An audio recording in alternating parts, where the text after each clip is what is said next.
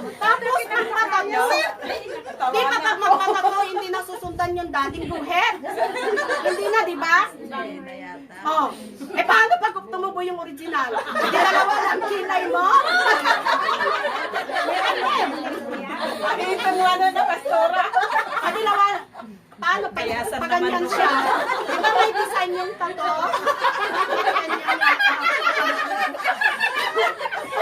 Ito mo po yung original. Ang sabi ni Sister May, kakayasan ulit. Gusto mo yun? Kayas ng kayas. Tagalog mo, pastora, hindi maintindihan naman. Gusto mo yun? Ano bang Tagalog? Oh, gusto mo yun? Hindi tubo, ahit ka ng ahit. Yung tato nga. Ayan. Kaya, may mga kwan pa, nagpapatanos ng ilong. Nagdadagdag pa ng kwet. Paano pag naglalakad ka natabingi? Anong gagawin mo? Hanap ka ng CR, pastora. O, tatakbo ka pa. Sa kakatakbo mo, nahulog. Amen. Kaya, huwag natin tignan yung fake. Amen, kasi mag-fake yan. Ang tignan natin yung original. Amen. Huwag mong galawin ang mukha mo. Kasi, create ka ng Panginoon na perfect. Amen. Sabihin na natin lahat. I am perfectly and wonderfully made by God. Palakpakan natin ang Panginoon. Maganda ka na rin sa Diyos. Amen. Okay, 1 Corinthians. Sabayin nga natin yung nagandahan na ako. Napulot ko lang ito. 1 Corinthians. Chapter 13, verse 1 to 3. Pakinggan niyo ito, ang ganda. Napulot ko lang ito. Ang ganda, hindi kasali sa aking outline, pero hindi ko alam, magbabasa ako, tapos ito, parang tutok sa mata ko. 1 Corinthians chapter 13, 1 to 3. Ang sabi dito, magkapagsalita man ako sa mga wika ng mga tao at mga anghel, kung wala naman akong pag-ibig, para lamang akong batingaw na umaalingaw o pumpiang na tumataginting. Amen? Kung ako man ay may kakayahang maghayag ng salita ng Diyos at umunawa sa lahat ng hiwaga, kung mayroon man akong lahat ng kaalaman at ng malaking pananampalataya, ano pat napalilipat ko ang mga bundok, ngunit wala naman akong pag-ibig, wala akong kabuluhan. Amen? Ipamigay ko man ang lahat kong ari-arian at ialay ko man ang aking katawan upang sunugin, kung wala naman akong pag-ibig, walang kabutihang na idudulot sa akin. Amen? Kaya what really matter most, it is the heart, is not the outside, but it is the inside. Amen? Amen. Okay, number 1.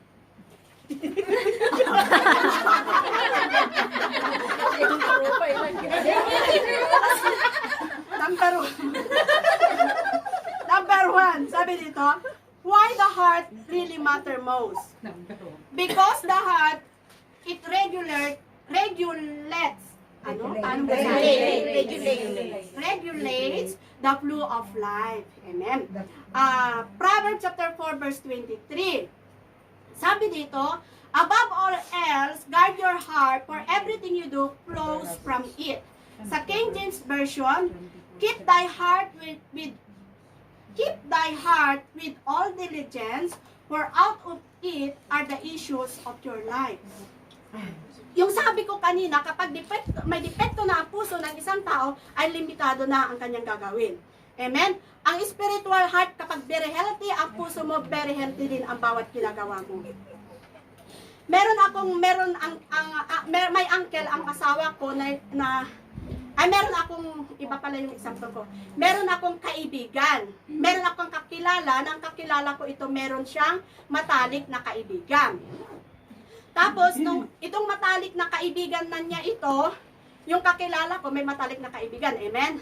At yung matalik na kaibigan na niya ito, kakilala ko din. Nagkita kami minsan sa palengke. Pero medyo matagal-tagal na. Ang galing niyang magkwento. Ang bigat yung pinamalingkik ko. Bumili pa naman ako ng kahoy kasi parang gusto kong kumain ng kahoy. Pinamigay ko na yung ibang kahoy kasi ang haba-haba na yung kwento niya. Tapos sabi niya, uy, kilala mo si ganito? Sabi niya, oo, bakit? Uy, alam mo, namatay na siya. Sabi niya, ay, bakit? Eh, kasi 3 buwan lang sa Pilipinas, namatay na siya. May sakit na cancer. Tapos nung nasa ICU na siya, pinatawag siya yung kanyang kapatid sa kakilala kong ito. At sabi niya, hinahanap daw siya.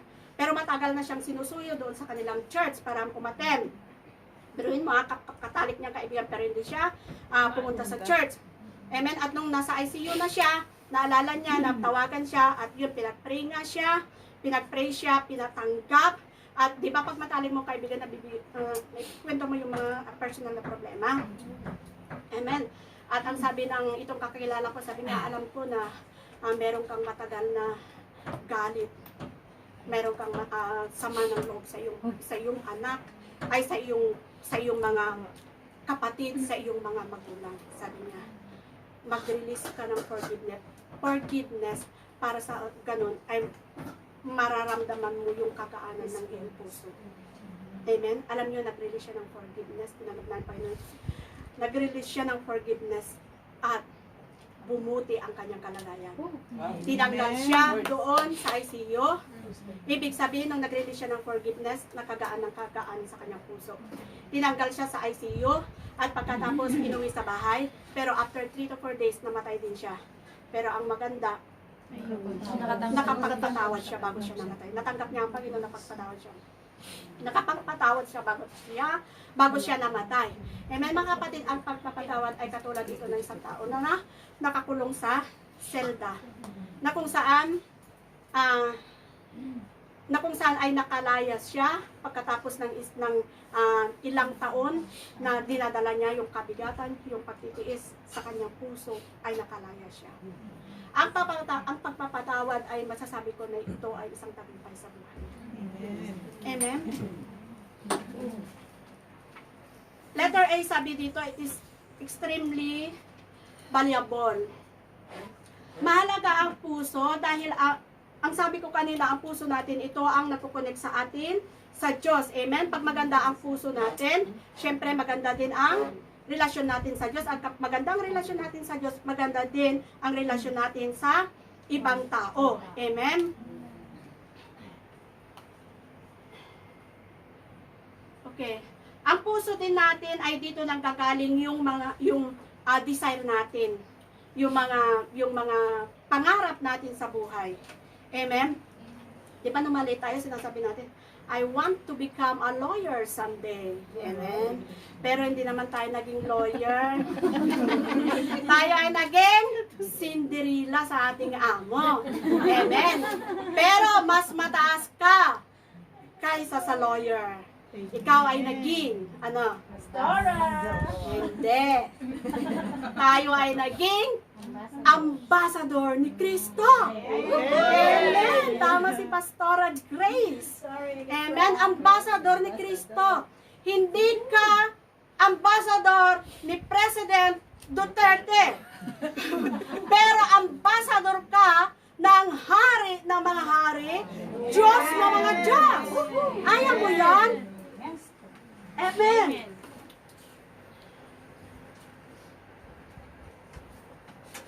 Okay, letter B. Why the heart really matter most? Letter B, because it is the source of everything you do. Halimbawa, yung dam. Yung dam, di ba yung dam, ito yung pinaka-main, ito yung pinanggagalingan ng lahat ng tubig. At ang dam na ito ay may mga maraming Pinto. sanga, sabihin na natin. May mga sabihin natin na katawan. Maraming katawan ang dam na ito. Pag ang dam na ito, dahil ito yung pinaka-main, ito yung nanggagaling lahat ng tubig. Pag ang dam na ito ay mayroong nagbuhos ng lason. Amen? Ano ang ine-expect natin na dadaloy sa kanyang katawan? Lason din. Amen? Okay, application. Kapag ang puso natin ay puno ng galit, puot. Amen? Puno ng sama ng loob. Ano ang inaasahan nating mangyayari? Kakalat. Amen?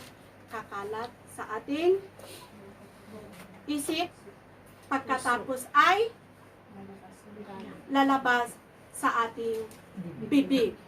Amen? Kaya, magtanim tayo ng mabuti. Kung ano ang puno, siya din ang bunga. Magtanim ka ng mabuti, aani ka ng mabuti. Magtanim ka ng pagmamahal, asahan mo, yun din ang iyong aanihin. Yun din ang bunga. Amen? Letter C, it is always under constant attack. Amen?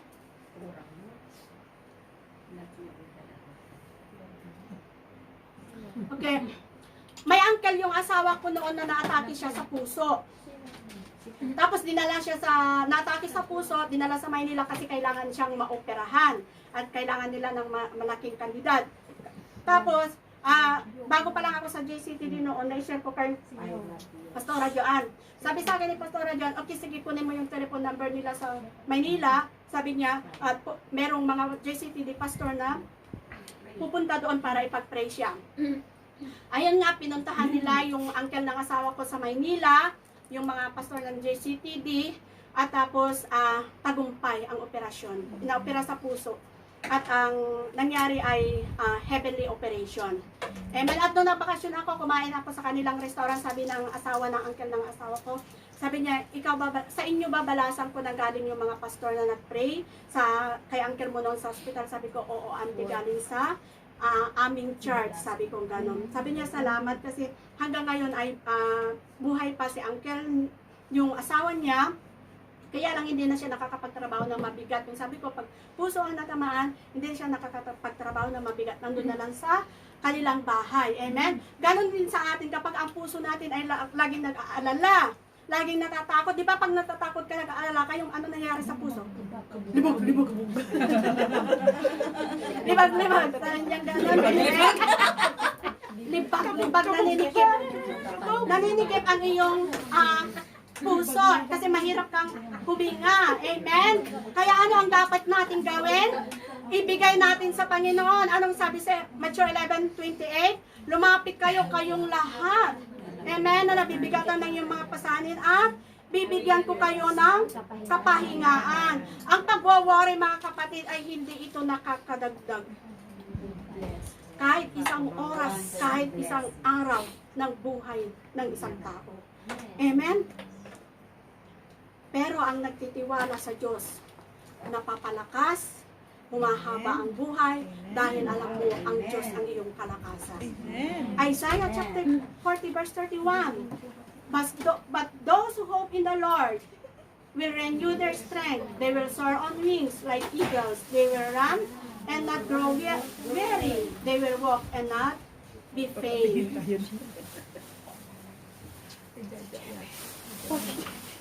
Okay, number 2, sabi niya dito, why the heart really matter most? Because the heart facilitates intimate relationship through the Holy Spirit. Matthew chapter 22 verse 37.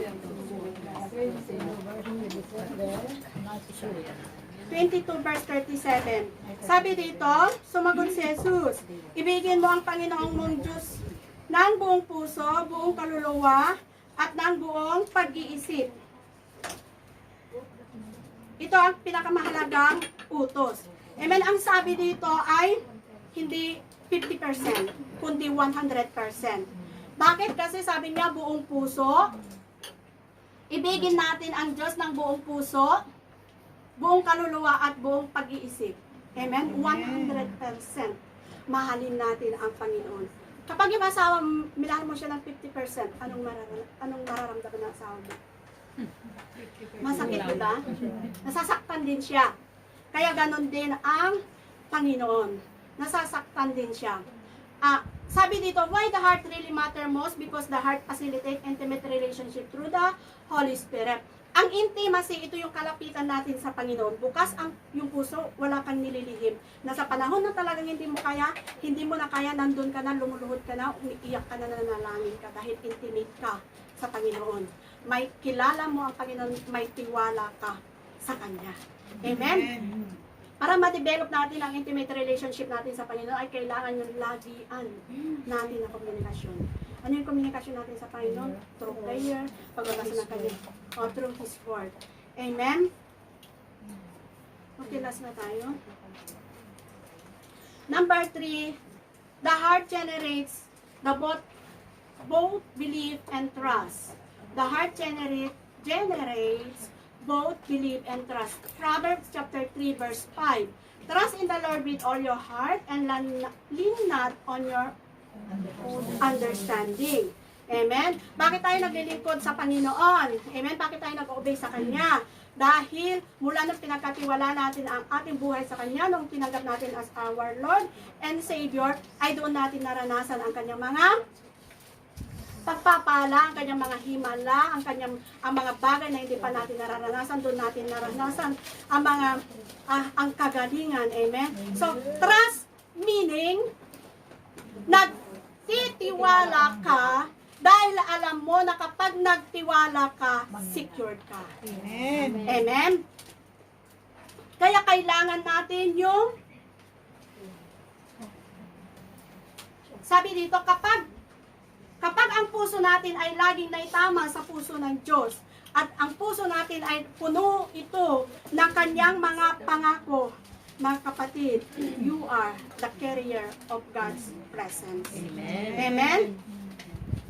Ano ang presence ng Panginoon? Ang Kanyang anointing. Kaya kailangan ibalik natin yung dating relasyon natin sa Panginoon. Ibalik natin yung first love natin sa Kanya. Ibalik natin yung kauhawan natin sa Kanya.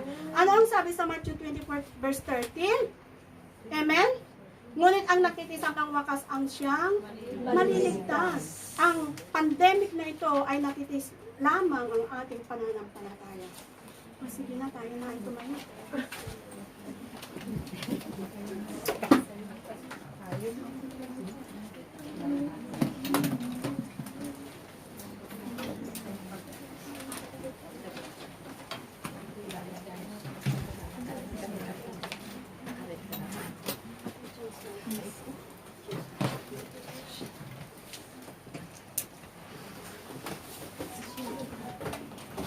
Hallelujah. Tayo po ay tumayo sa oras na ito at ating purihin ang Panginoon.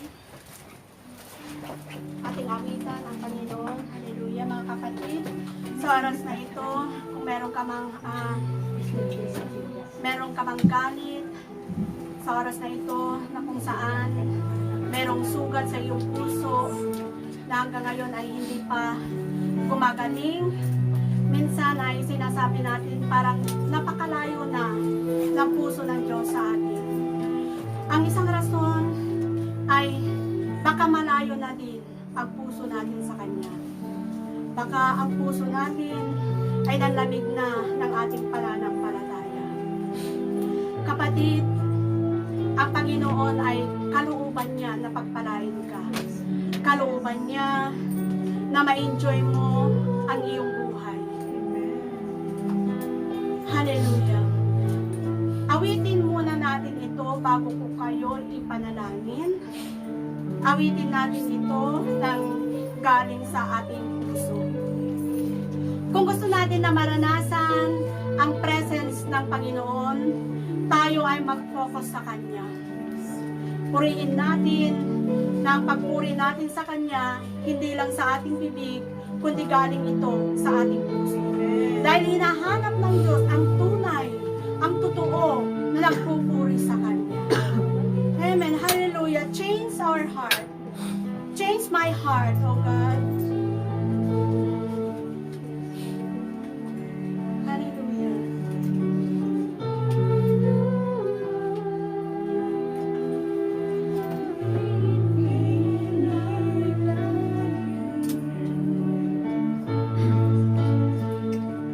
Change my heart, oh God. May it ever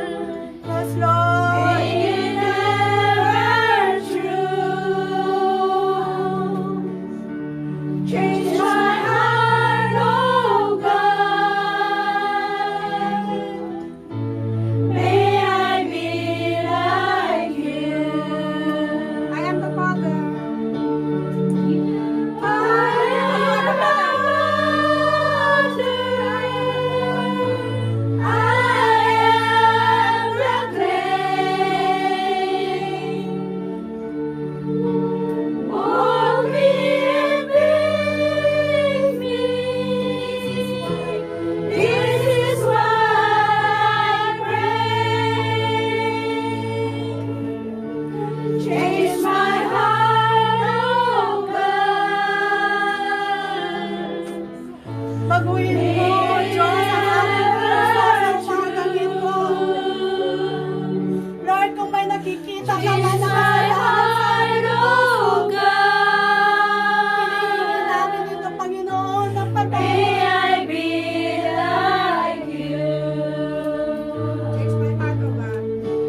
Change my heart, oh God. Make it ever true. Change my heart, oh God. May I be like you. You are the potters, I am the clay. Mold me and make me. This is what I pray. Change my heart. Change my heart, oh God. Operahan mo ang aming puso ever true. Change my heart, oh God. May I be like you. Kung ano man ang kailangan sa iyo ni Sister Jane, Sister Lynn, sa oras na ito. Bago kami, Lord, lumalapit sa iyo, Lord, humingi po kami, Lord, patawad sa aming mga kasalanan. Change our heart, oh God. Pagkuhin mo ang aming puso sa oras na ito para sa ganun, Lord. Ay nakadalo lang yung presensya, nakadalo lang yung himala. Oh God, change our heart. Pagkuhin mo ang aming puso sa oras na ito. Para sa ganun ay maramdaman namin ang kapangyarihan ng iyong himala. Hallelujah, hallelujah, Lord. Hindi ko alam kung anong timing na po, Sister Len. Sa umagang ito, ikaw lamang, Lord, ang nakakaya. Lord, katakpan mo sa oras na ito, Panginoon, bigyan mo siya ng kagaanan sa kanyang puso, anuman, Lord. Yung dala-dala sa umagang ito, kaguluhan, kagulumihanan, Lord, kabigatan sa kanyang puso. Lord, nalain mo, Lord, nabigyan mo siya ng kapayapaan, kagalakan sa kanyang puso. In Jesus' mighty name, receive the power and anointing of God right now. In Jesus' mighty name. Hallelujah. Thank you, Jesus. Hallelujah. Change my heart, oh God. Make it ever true. Hallelujah. Oh God. Alam mo, Panginoon, kung ano man, Lord, ang design ni Sister Jen sa umagang ito, at ikaw lang nakakasilisip ang aming puso. Humingi kami sa iyo, Lord, ng patawad, Panginoon. Dahil, Lord, pagkakita namin hiningi ng patawad ang aming kasalanan sa iyo. Mahirap kang makadaloy. Mahirap maranasan namin ang iyong presensya sa oras na ito. Mahirap namin maranasan ang iyong kapangyarihan ng iyong himala. Lord, dalayan namin, binubuksan namin ang aming puso. Binubuksan ni Sister Jen ang kanyang puso, Panginoon. Holy Spirit, ikaw ang panahon sa kanyang puso. In Jesus' mighty name. At ano man, Lord, ang kabigatan sa kanyang nadala-dala sa oras na ito.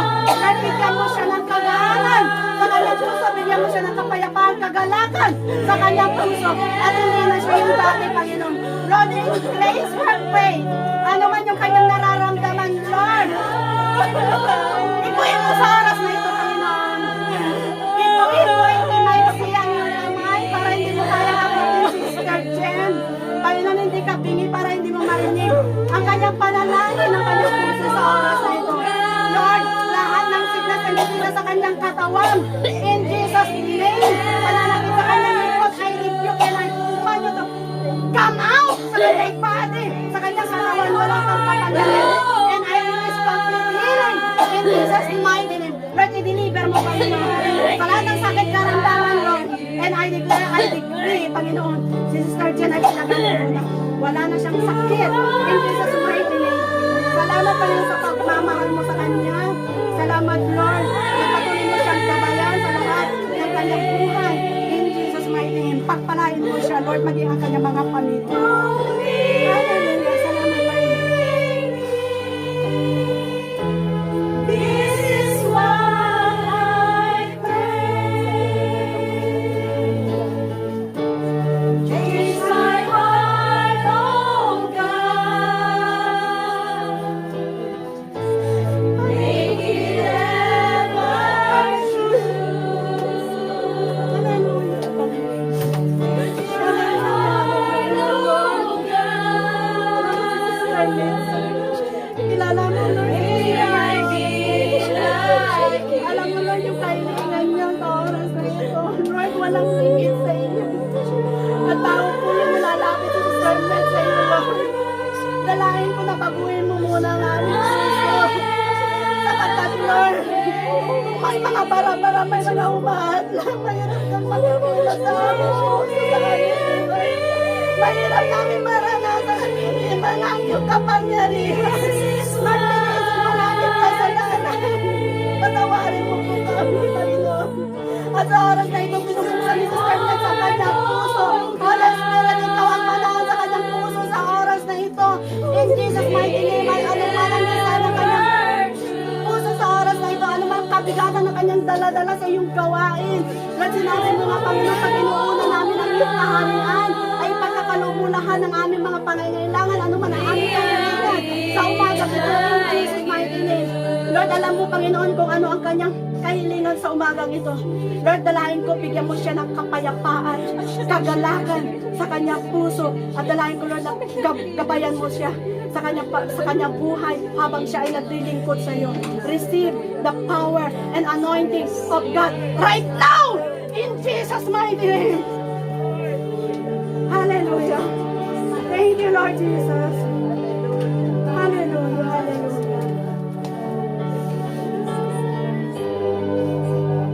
Sa oras na ito, pwede ba natin itaas ang ating kamay? Itaas natin ang ating kamay.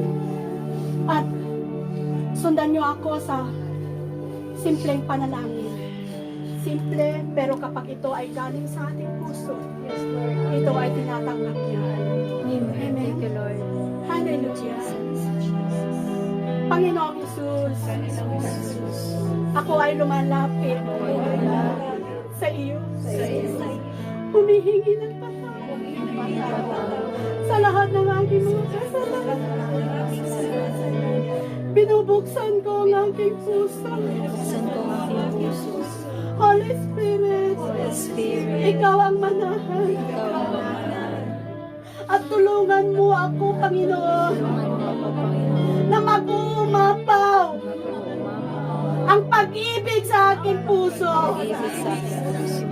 Naniniwala ako sa oras na ito ay bago na ang aking puso.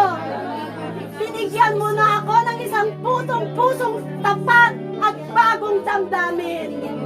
Binigyan mo na ako ng pusong tapat at bagong damdamin.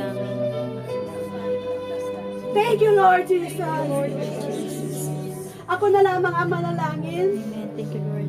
Lord, dahil pinili namin na i-dedicate ang aming puso sa iyo. Thank you, Lord. Pinili namin, Lord, na ialay ang aming puso sa iyo sa oras na ito. At ang Panginoon sa oras na ito ay ready na siya na i-pour out ang kanyang kapangyarihan sa ating kalagitnaan sa umaga nito. Kapatid, ano ang kahilingan mo sa umagang ito? Mangusap ka sa Panginoon. Humiling ka sa Kanya, humingi ka sa Kanya. Dahil nasusulat, humingi kayo at kayo'y bibigyan. Humanap kayo at kayo'y makakasumpong. Kumatok kayo at ang pinto ay magbubuksan para sa inyo. Ano man ang kahilingan mo sa umagang ito, nararamdaman ko ang presence ng Panginoon. Siya ay kumikilos sa ating kalagitnaan. Nararamdaman ko, ramdam na ramdam ko ang kanyang banal na Espiritu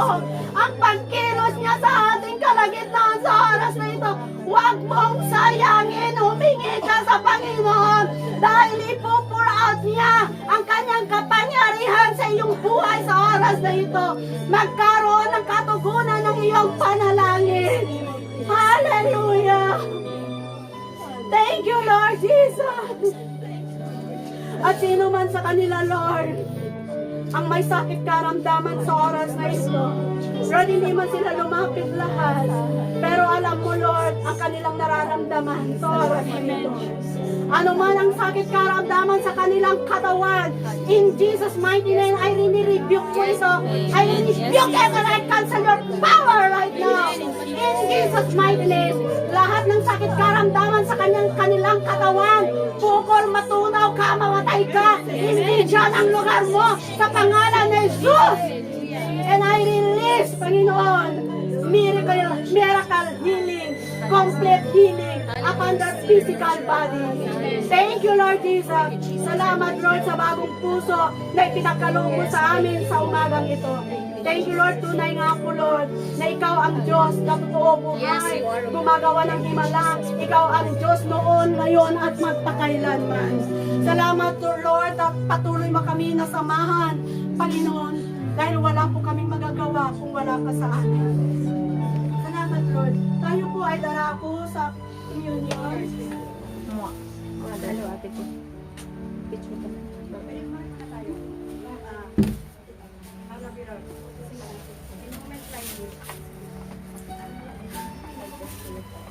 Mawit muna tayo. Ating puso ay ituon natin sa Panginoon. Yung mga nasa likod pwede na paharap. Lalapit dito para malapit tayo. Diyan. Mawit muna tayo.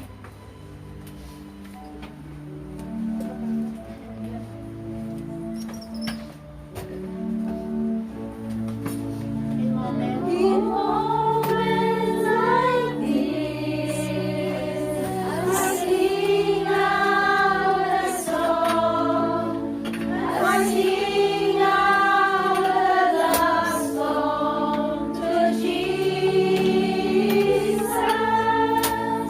In moments like this, I lift up my hands. I lift up my hands to the Lord. Singing, I love you, Lord. Singing, I love you, Lord. Singing, I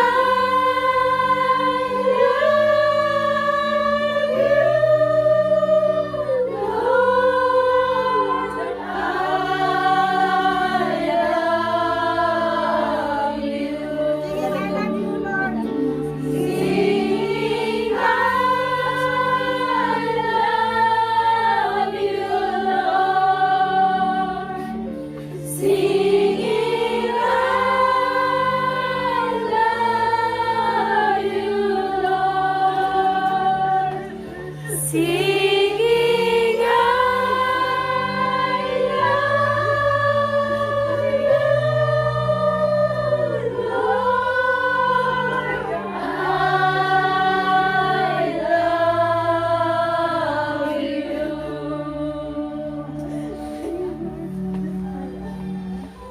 Tapos na ito ay aming alalahanin ang pagkamatay ng ating Panginoong Hesus. Salamat, Lord, sa dakila mong pag-ibig sa bawat isa sa amin. Salamat, Lord, kaya ako, Lord, na may alay namin ang aming buhay sa iyo habang kami may hininga, habang kami ay may lakas pa. Hayaan mo, Lord, na makapaglingkod kami sa iyo ng tapas. Dahil ito yung nais mo sa amin.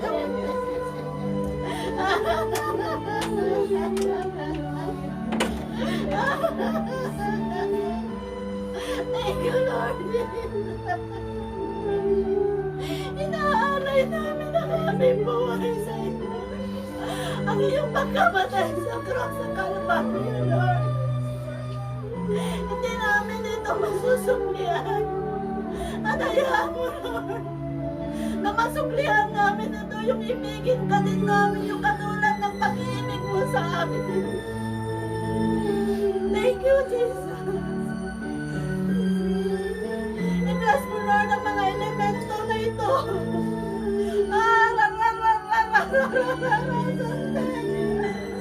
I-bless mo ang mga elemento na ito, Panginoon. Maging ang mga magdadala ng communion na ito. I-bless mo sila, Panginoon.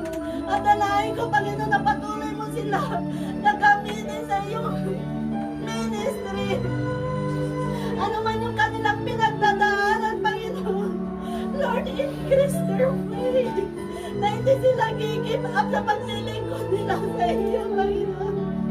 Hayaan mo, Lord, na maging malinis yung puso namin. Habang kami naglilingkod sa iyo, tulungan mo kami, Panginoon, na magawa namin yung mga pinapagawa mo yung nais mo sa aming buhay. Thank you, Lord Jesus. CBD po, i-distribute na natin ang mga elemento.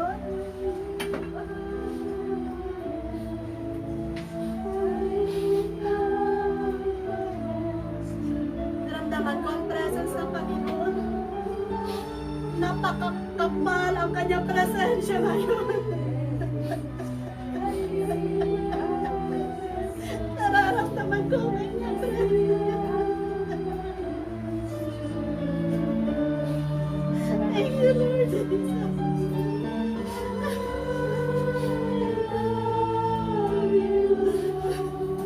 Awitan natin,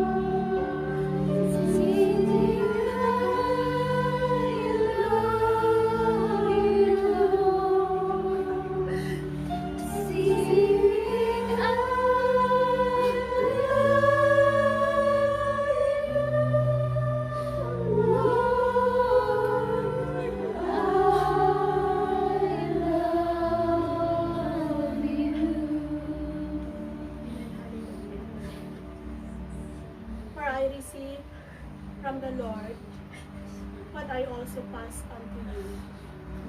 The Lord Jesus, on the night he was betrayed, took bread. And while he had given thanks, he broke it and said, "This is my body, which is for you. Do this in remembrance of me." In the same way, after supper, he took the cup, saying, "This cup is the new covenant in my blood. Do this whenever you drink it. For whenever you eat this bread and drink this cup, you proclaim the Lord's death until He comes." Kainin po natin ang tinapay at isunod natin ang Diyos.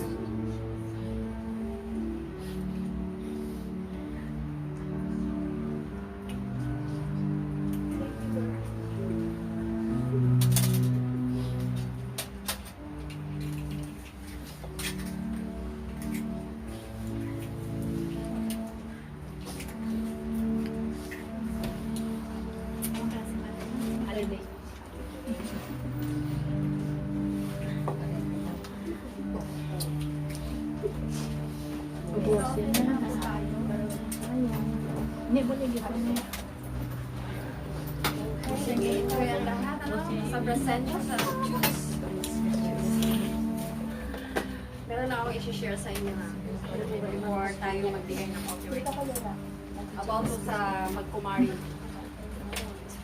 About sa magkumari, magkapitbahay. Si Kumari 1 at si Kumari 2. Si Kumari 1, mapagbigay. Si Kumari 2, medyo madamot. Isang umaga, si Kumari 1, nagluluto. Ang sarap ng niluluto ni Kumari 1. Ang bango! Tapos, nung naluto na ang lechon paksiw, binigyan si Kumari. Yung kwanto ay yung mangkok. Mangkok. Alam mo ka kung anong mangkok? Malukong. Baul. Ay, baul. Binigyan, si Kumari 1, siya ang nagluluto. So, binigyan si Kumari to. In time na yon. Tapos, another day na naman, nagluluto naman si Kumari 1 kasi mapagbigay siya eh. So, nagluto na naman siya ng lechon paksiw. Ng ano yun, inuunan. Ano yung inuunan sa Tagalog? Paksiw din na paksiw na isda. So, nagluluto si Kumari 1. So, binigyan na naman si Kumari to. Lagi siya nagbibigay kasi si Kumari 1 mapagbigay. So, binigyan siya. Tapos, last day, nung umagang ayon, ikatatlong araw, si Kumari 1, nagluluto na naman siya ng pinakamasarap na manok na kari-kari. So ngayon, yung si Kumari 3, si Kumari 2 pala, yung hindi nagbibigay, yung hinawinan siya, wow, sarap ang niluluto ng Kumari ko, sabi niya ganun. Ang sarap ng niluluto ng Kumari ko, sabi niya.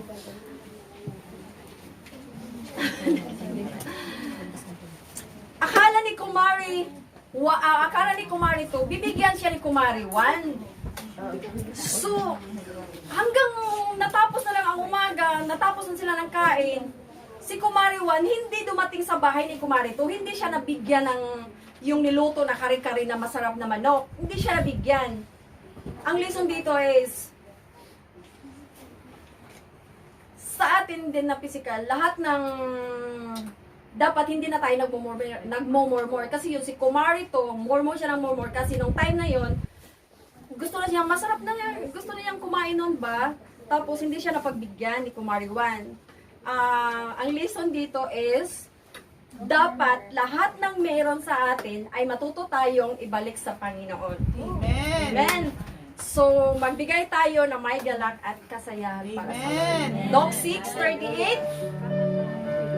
Magbigay kayo sa Panginoon at ang Panginoon ay magbigay sa iyo saktong takal, siksik, liglig at umaapaw. Yes, Lord. Thank you, Father God, Lord, for everything, Father God, Lord. Salamat, Father God. Bless this tithes and offering, Father God, Lord. Kani Lord ay para sa gawain ng iyong templo, Father God. Bless, Lord, na ilabi na Lord sa among mga employer, Father God, Lord, nga mag-source sa among income, Father God. Imo pa silang bigyan ng generous heart, Father God, Lord. Good health, Father God. Sa lahat na nagbibigay, Father God, I release blessing, healing, protection, guidance, Father God. In Jesus' name we pray. Amen. Amen. Hallelujah. Praise the Lord. Panginoon tayo ay Natapos. Meron tayong announcement. Before ng closing, may announcement. Advertisement lang yung agay. Meron tayong bagong, ano ba yun?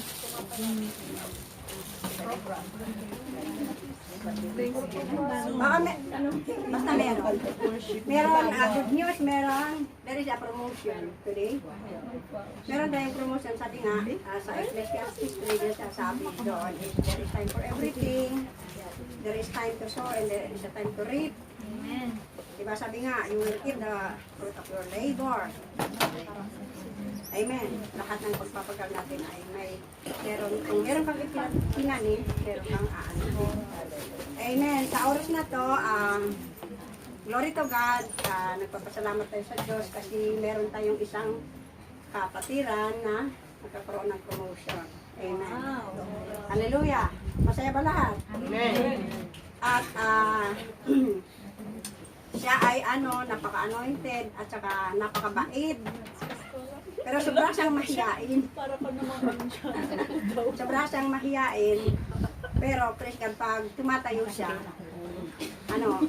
very bold at saka very anointed na ang naghahayag ng salita ng Diyos. At saka she is perseverance. Amen. Amen. Very perseverance na doon na siya ay ang dami rin niyang pinagdaanan mula nung bata. Diba? Mula siya nung bata siya ay ang dami niyang pinagdaanan. Kasi sa family na lang, hindi ko lang babanggitin. Mula nung bata siya ay meron talaga siyang pinagdaanan. Salamat sa kanyang buhay dahil So, time na pa. ayaw pa siya, kasi malalaman ka agad. Praise the Lord. Ang dami niyang kasama dati. Pero sabi nga sa Mateo 13, pag ang isang anything that the Lord has not planted will be rooted out. Pull out. Basahin natin sa Mateo 15:13. Kaya pag may mga umaalis dito, ibig sabihin, meron siguro hindi dito sila mag-grow, maybe sa other congregation or other church or wherever they go, kung saan sila mag-grow. Diba sabi, nakalimutan ko yung verse ng First John, ano ba yun? Basahin ko na lang. Yung mga umaalis dito, hindi ibig sabihin na may nagpapaalis. Kasi kahit anong mangyari, kung talagang sila ay para dito, sila ay dito. Yung kinasabi ko ito dahil itong kapatid na ito na doon na nag-iisa siya. Praise God. Lagi siyang nag-iisa, pero praise God. Ang advantage naman na siya ay Friday, kasi lahat ng mga hindi natin nagagawa on holiday o Sunday, alam natin. Siya ang gumagawa. Hinuli ko na, at least alam nyo na. Tuloy-tuloy kasi natin kasi malalaman na agad. Amen. Tapos, praise God, very anointed siyang mag-preach ng Word of God. At least, nagkaroon ng medyo suspense. Kaya, tinatawagan natin ang ating kapatid na si Sister Joanna Quanico. Binigyan siya ng promotion. Sabi dito, tayo ka dito. Sabi dito, pinirmahan ni Bishop Ted Malangin at saka ang administrator ng Jesus Christ the Deliverer, lahat na international. Jesus Christ the Deliverer, Certificate of Authority to Preach the Gospel. Wow. This certifies that Joanna T. Quanico has undergone necessary training to preach the gospel and rendered her service for the kingdom of God upon the recommendation of Reverend Evangelica Pineda, Hong Kong and Macau Senior Pastor. Praise God. Given this, nung ginawa ni Bishop, given this 10th day of January 2021 at si Mercado Street, Tuktukan, Giginto, Bulacan, unless otherwise revoked or nullified for any validation, sabi dito. So, Congratulations. congratulations, at ibibigay ko na sa iyo ito, certificate of praise. Praise the Lord. Hallelujah. Teacher.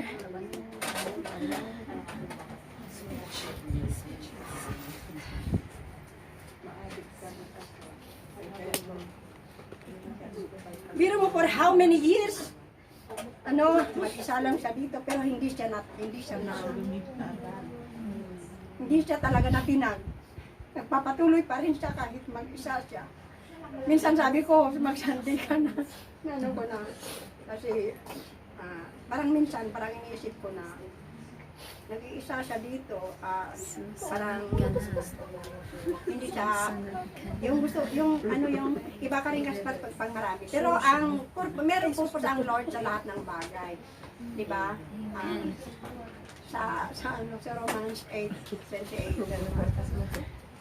So, siya ay tinalaga ng Friday kasi siya yung gumagawa ng mga sa computer. Magaling siya sa computer. Kaya praise God, may dahilan ang Diyos kaya siya tinalaga ng Friday. Hallelujah! Pwede pumalakpak! Hallelujah! Praise God! Hallelujah! So, my dear, ikaw pa rin ang closing prayer. Thank you. Closing prayer na tayo. Are we happy? Amen! Are we blessed? Amen! Praise the Lord! Thank you. To God be all the glory po. Bago po ako mag-closing testimony, konting testimony lang or konting ano lang din na maraming pagsubok na tayong pagdadaanan pero wag lang tayong give up. Sa akin po kasi mag-isa lang ako dito sa church pag Friday pero by God's grace lang po talaga yun. Kung bakit hanggang ngayon nandito pa rin ako. Ang dami kong pagsubok pero si Lord yung naging sandigan ko sa lahat ng pagsubok na yun. Kaya itong binigay ng certificate sa akin, actually ako ang naka-receive din yan.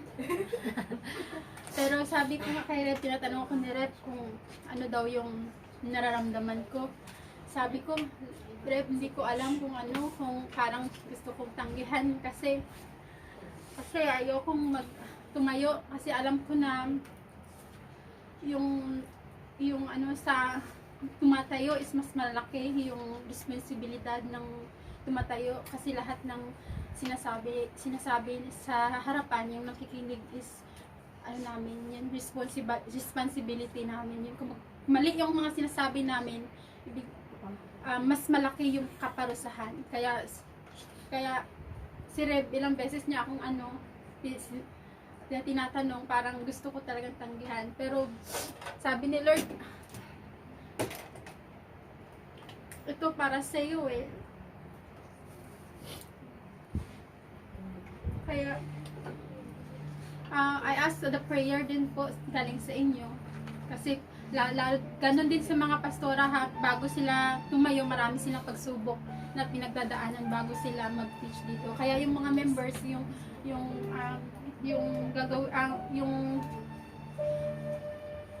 ang gagawin po natin is mag-pray for the pastors. Kasi yun din ang weapon, yung parang fuel din sa kanila. Kaya to God be all the glory. Our Heavenly Father, we thank you, Lord, sa araw na ito, Panginoon, sa nagkaloob mo. We are all blessed, O God. Maraming salamat, Panginoon, sa pusong binago mo sa bawat isa, Panginoon.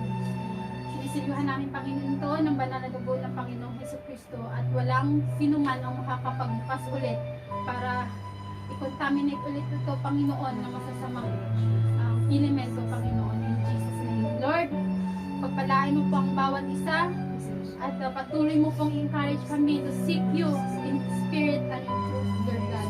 Thank you, Father. We worship you, Lord, and we honor you sa aming buhay, Panginoon. Lahat ng bagay na ito, Panginoon, mga kalaaman na pinagkaloob mo sa amin na nanggaling sa iyo, Lord God.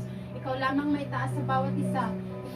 Ikaw lang ang maluwalhati, Panginoon, sa pangalan ng Panginoong Jesus. Amen. Amen.